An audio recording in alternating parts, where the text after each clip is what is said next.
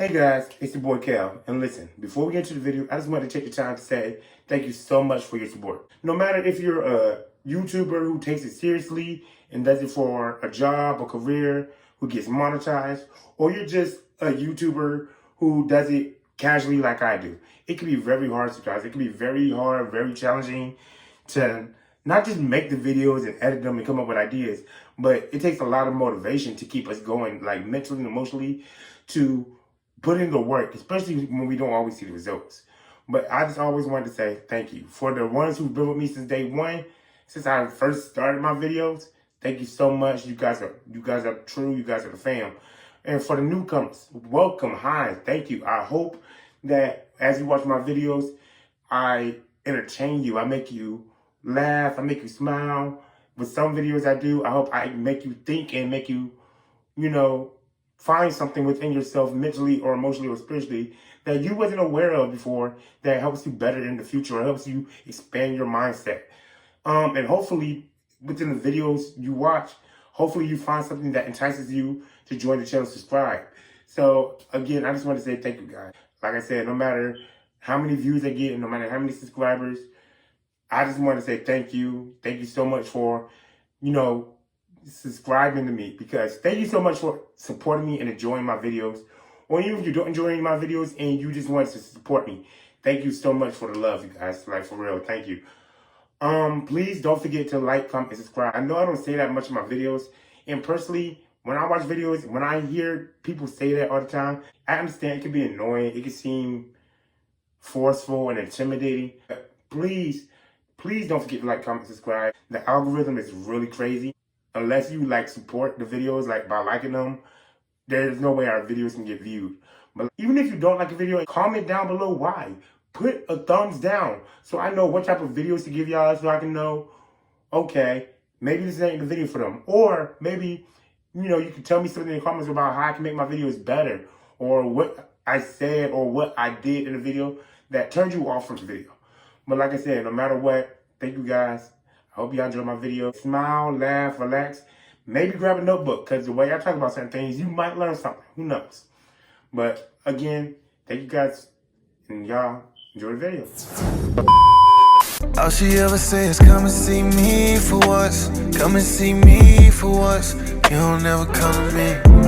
Yeah. You don't ever come to me. Yeah.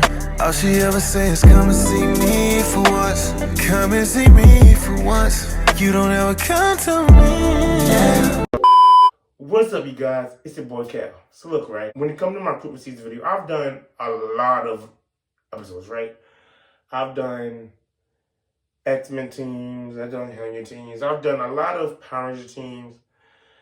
But most of the teams I created, they were teams that weren't really villainous in nature, but if you look at the characters up there and what they've been through or how they function, they don't really follow the traditional hero blueprint.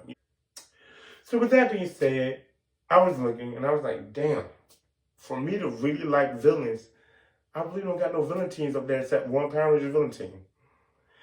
So I said, all right, cool. With me starting the multiverse type season of my recruitment season videos last episode, why not rectify that? Why not hit two birds with one stone? So today, we're going to do one of my favorite teams, y'all. We're going to do a multiversal Lantern team, but we're going to do the Red Lantern team, the Lantern Corps of Rage. So just like the Green Lantern Corps, the Red Lantern Corps is powered by emotional spectrum. But unlike the Green Lantern Corps, while the Green Lantern Corps is powered by the emotional will, the Red Lantern Corps is powered by the emotion of rage and anger. And two, unlike the Green Lantern Corps, who is a peacekeeper force, the Red Lantern Corps is more of a I don't want to say terrorist force, but they're more villain-like. They're more, all about destruction and war and chaos. Little history lesson time.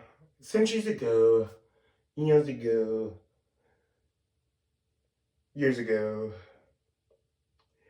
there was a dude named Atrocitus. His name wasn't originally Atrocitus. It was I can never remember if it's like Atros or Astros. It's something close to Atrocitus, but it was a Atrocitus. Anyway, it goes. So, before the Green Lantern Corps, there was a corps. It wasn't really a corps. There was a policekeeper force called the Manhunters. The Manhunters were a policekeeper man force that was androids. They were like Sentinels, but less like them. I don't know the honest belief. There's no better way to explain this, that they were a policekeeper force that were androids. Anyway, however, these Manhunters, they basically had an Age of Ultron moment. They was like, we're androids who are meant to protect and save humanity. But humanity's too chaotic, too destructive. They don't follow rules. They cause their own chaos. They're doing wars. They're doing this. They're doing that. So the best way to protect and save humanity will be to destroy. So that's what they did. But instead of starting with all of humanity like Ultron decided to do, they decided to start with a sector. Sector 666, a.k.a. Atrocitus sector. You see already with the evil thing? The 666 devil's number? With me? Alright, cool. So, with Atrocitus finding his sector destroyed, he also found that his wife and his children were amongst the victims. And just like any person, especially any man, he was full of anger, full of rage, full of the resentment for the Guardians and the Manhunters. But he wasn't alone. He found out there was 4 other survivors of the sector. So what they decided to do was team up and go basically try to seek justice and revenge on the Guardians for creating these monsters. Fast forward a little bit, skip ahead a little bit. After some crying and some yelling with a few slaughters, a few murders, and a little bit of blood magic, bada bing, bada boom, the Red Lantern Corps was born, and Atrocitus was the first amongst their ranks. Now, as I said before, the Green Lantern Corps is usually known for being a policekeeper force. The Red Lantern Corps is all about rage and destruction, and powered by anger. Now, I don't know what this says about me. I don't know what this says about me. I don't know. I'm not a bad guy. I'm a pretty decent guy, but I don't know what it says about me. When I first started learning about the Corps, right? Or when the Corps first popped up, the first Corps, like I said, was the Green Lantern Corps. Didn't really connect with them that much, right? But then again, I'm more of a Marvel person, more than a DC person. But when the rest of the Corps started popping up, the first 2 Corps that I really liked immediately was the Fear Corps, aka Sinestro's Corps, and the Red Lantern Corps. And like I said, I don't know what it says about me. Maybe a little part of me is, a little twisted inside. Just a little bit psychotic. Just a little bit. But I always found it the most interesting because it's like, sure, okay, you have the power of will, and you can say a lot of characters have willpower. That's what it motivates them to do what they do. But if you look at a lot of backstories for a lot of characters, especially when it comes to their origins or what they go through or what they sacrifice, good guys and bad guys, it's like almost everybody and anybody could contribute to the Red Lantern Corps. So it's interesting to me because we have so many members who should be on it, who you would think would be on it in the DC universe, but they don't. And it's because there's such control. So it's interesting to me because it's like, where does the line cross between you being willful and you being vengeful? You get what I'm saying? But anyway, it goes. Like I said, those were some of the differences between the 2 Corps. Some other differences between the 2 Corps, like I said, with all the Corps, they're powered by the emotional spectrum, the Roji Biv rainbow colors, right? But all the Corps who give their rings to people, their rings have the ability to, like, with your imagination and whatever emotion powers your core, you can create heart-like constructs that can, use as weapons, as people, then therapeutic stuff, whatever, right? But the Red Lantern Corps rings have a few abilities that the Green Lantern Corps do not. That a lot of the Corps do not. One being that, this being probably the most scariest and the most coolest at the same time, the Red Lantern ring, it replaces the heart. So without your Red Lantern ring, if you take your Red Lantern ring off as a Red Lantern, you die. That Red Lantern ring is your heart. 2, you can get the ability to like spit like a corrosive acidic splurge out your mouth that could be used to like devour and like burn and kill.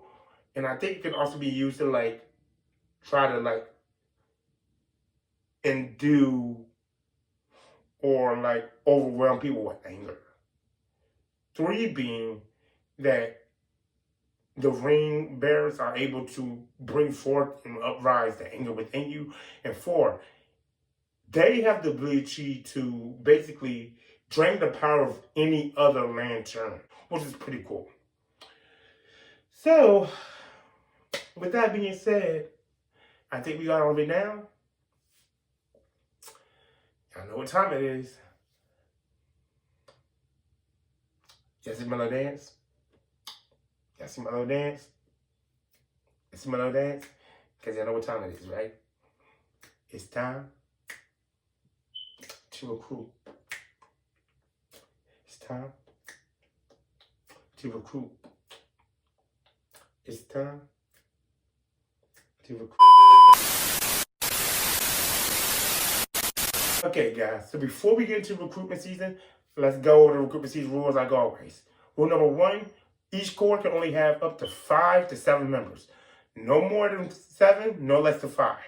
The reason I did this, like always, like I said, when you look at fandom teams, Transformers, Teenage Mutant Ninja Turtles, Teen Titans, X-Men, whatever the case may be, they only have up to 5, but no more than 7. Good number, good balance. That way you can have people on reserves, you can have people in the command, you can have people saving people, you can have people on the front line. Good battleground, good number. So no more than 7 people, but no less than 5. Rule number 2, no variance.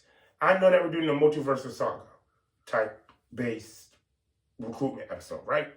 So when I say no variance, I mean a few things. 1, if you're talking about like a certain character, let's just assume that each fandom is a universe in itself, right? Marvel has a universe, DC has a universe, benhence has a universe, Naruto has a universe, Transformers has a universe, etc., blah, blah, blah, right? So there's only one version of a person within a universe. There's no multiple versions in different universes.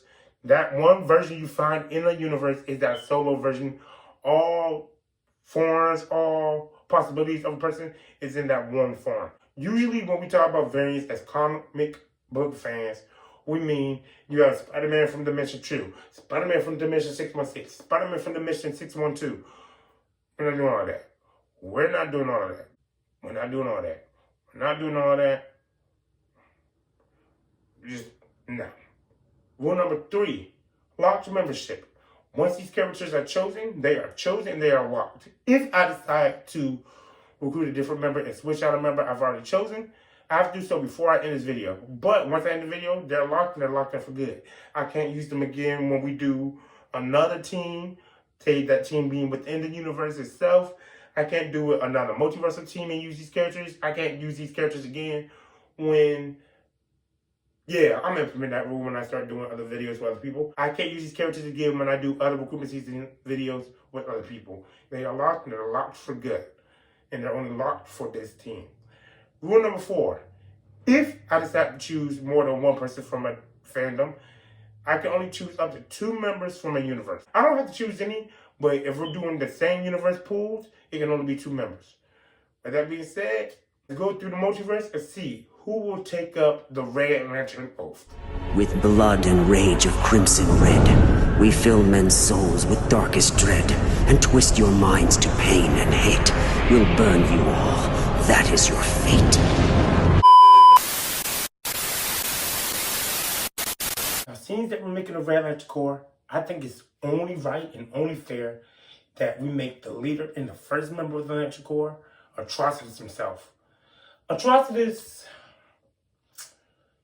like Magneto and a lot of other villains, is a villain I really sympathize with. Because who wouldn't feel rageful and want revenge after losing your loved ones? I mean, come on, that's just, if you don't feel that, you're just not human. Or you're just asympathetic or apathetic, whatever. Because it's like, why? And of course you would want to get mad at the Guardians because Come on, think about it. Like, manhunters are androids. Androids evolve. They are self-programming, self-thinking. Like, duh. But anyway, it goes. He's always been an villain I'm interested in, not only because of his looks, but because of his mindset. Because then his mindset extends upon himself, and it's like there's so many other people in the universe who's been done wrong, and they need justice, they need revenge. But it's also always interesting to see how justice and revenge can get crossed. So, for my first member and the leader of the team, I'm choosing Atrocitus. For the second member of the team, I say we go to the Marvel Universe, and we choose the character Scar, the son of Hulk. Now, if you know me, you know I'm not the biggest Hulk fan. I've just never been a Hulk fan. When it comes to the Hulk family tree, there's like 3, maybe 4 Hulks I like, but Bruce Banner's never been one of them. However, Scar has always been one of my favorite Hulks. And I think this fits him really well. I was always trying to look for a team to place him on. Should I place him on the next Avengers team as an Avenger who's the descendant of an Avenger? Should I place him on the Guardians of the Galaxy team or anti-hero team? I was always wondering what team to place him on. But then it hit me. When I started doing this team, the Rage Core, the Red Electric Core will fit perfectly for him. Because that's exactly what Scar is. Some people say he's an angsty teenager. Of course he has rage. Nah. But when you think about it, look at his background. Him growing up without parents, growing up alone, growing up in the wilderness, being hunted, being thought, abandoned by his father, or thinking that his father killed his mom, or that he didn't care about him, and then wanting to go get revenge on him, and then having to deal with the despots and stuff of Sakaar. Of course he will be vengeful and rageful. So Scar will be the perfect candidate for the Red Lanterns. For the third person I'm going to choose to wield the power of rage, I'm going to choose Angstrom Levy from the Image universe in the Invincible series. Now, Angstrom is one of those people who think he's a hero, who thinks he's a good guy. But if you know his background, if you know his story, whether you watch the TV show or read the comics, due to his accident, he's all messed up in the head. He's so messed up that he's full of rage and anger and hatred. But it's misplaced. It's guided at the wrong person. And he uses all this anger to wage war against all the multiverses, and target one guy.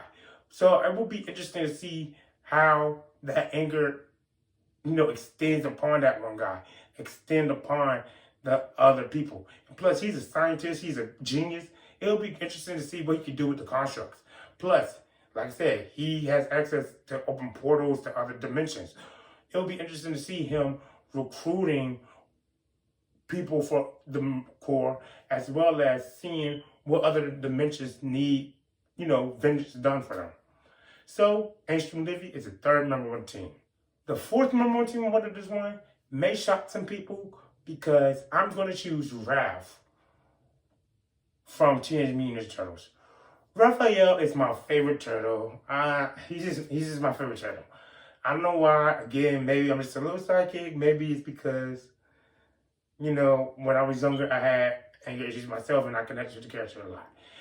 And when you look at Raphael, it's really hard to see where his anger comes from or what his anger is about. Is it because he's a teenager? Is it because he's jealous of his brother? Is it because he's trying to overprove himself and he hasn't figured out that he's fine the way he is? Is it because he, isn't normal, had to grow up in seclusion and hidden from the world where he wants to be normal?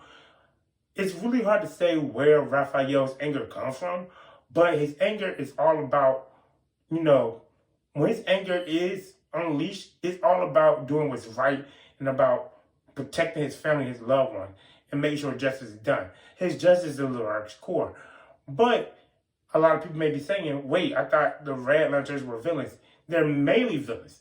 There has been some Red Lanterns who have been heroes.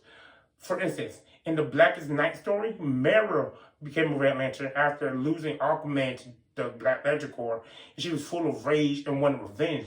So she became a Red Lantern. Supergirl became a Red Lantern.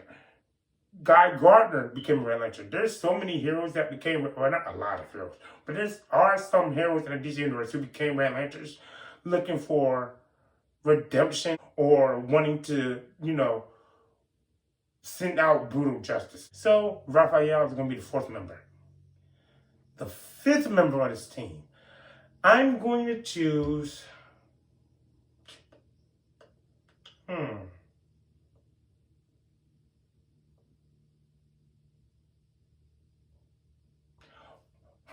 know I'm going to choose. For the fifth member team, when we're talking about, heroes, and heroes that start with the letter R, we're going to choose Wrath from Ben 10, one of Ben 10's transformations. If you're a guy like me, or you're just a guy in general, 9 times out of 10, Wrath is one of your favorite alien forms that Ben can turn to. But the reason I'm putting him up here is because, yes, Wrath is a hero.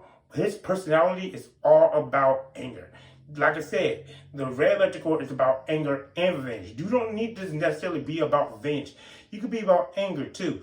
And that's where we see a lot of the heroes come from. They're angry. They're not always looking for revenge, but they're angry. So Wrath, he's all about anger. He's all about a fight. But we can have like a team. I don't know why I keep doing this. Maybe I like drama, which is weird because I really don't. But we can see like a little, a little tension in the group. Well, Wrath, like I said, he could be that conscious on team where he's always looking for a fight. He's always angry. He's always angsty. But he doesn't want to cause destruction. He could be that main hero dynamic in the team. And that can cause for some interesting storytelling. Plus, Wrath, even though he's not a villain, there are a lot of things that piss him off even further than he already is. So that's going to be interesting to see. I want to see that. The sixth person I'm going to put up here is Scorpion from Mortal Kombat. Scorpion, again, if you're like me, 9 times out of 10, Scorpion is one of your favorite characters from Mortal Kombat. Now, I'm not a gamer for real. I'm not a gamer.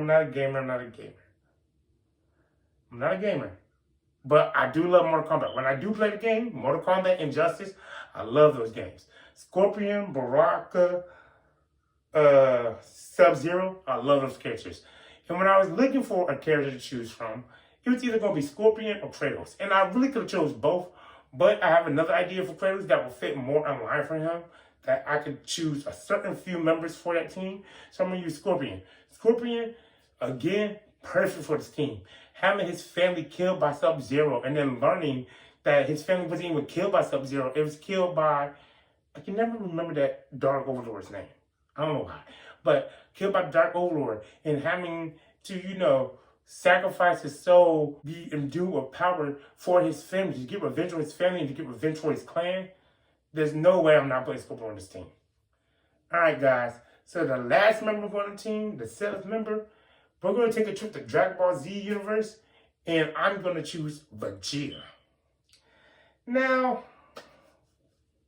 I don't watch anime, but I did read the Dragon Ball Z manga. Was it Dragon Ball Z manga? I don't remember what Dragon Ball Z manga I read. It was Dragon Ball Kai, Z, GT. I don't know. It was a Dragon Ball manga, and I loved Vegeta. It was a manga where Vegeta first came to Earth, so whatever series that was.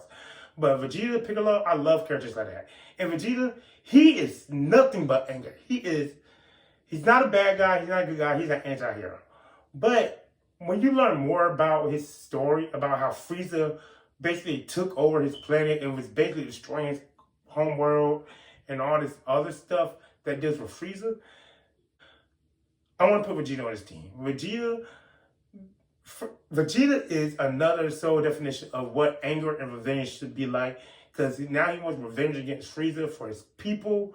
He wants to release his anger. Even if he doesn't involve himself with Frieza, Vegeta is still an angry character. So we're going to choose Vegeta. So yeah, you guys, that is my core for the Red Lantern team. This one was fun, because if you look at all the characters I choose, like the other core, when I did my Green Lantern core, where you're like, these characters might fit, this core or this core. All these characters I chose definitely will want revenge, or definitely are defined by anger.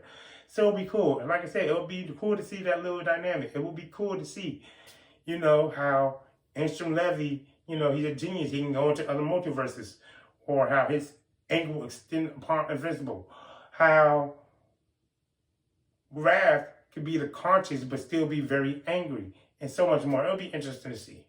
So yeah, guys, for the wrap up, let's go over it one more time. For the leader of my Corps, I have Atrocitus from DC Universe himself. For the second member of my Corps, I have Scar from Marvel Universe, the Son of Hope. Third member of my Corps, I have Scorpion from Mortal Kombat. Fourth member of my Corps, I have Raphael from Teenage Mutant Turtles.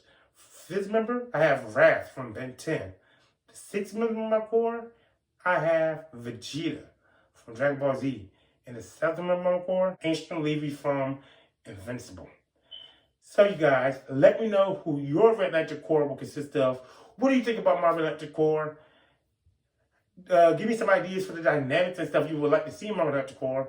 What team would you like me to do next? What Corps would you like me to do next? You guys know what it is. Don't forget to like, comment, subscribe. I'm going to check you guys later. Deuces.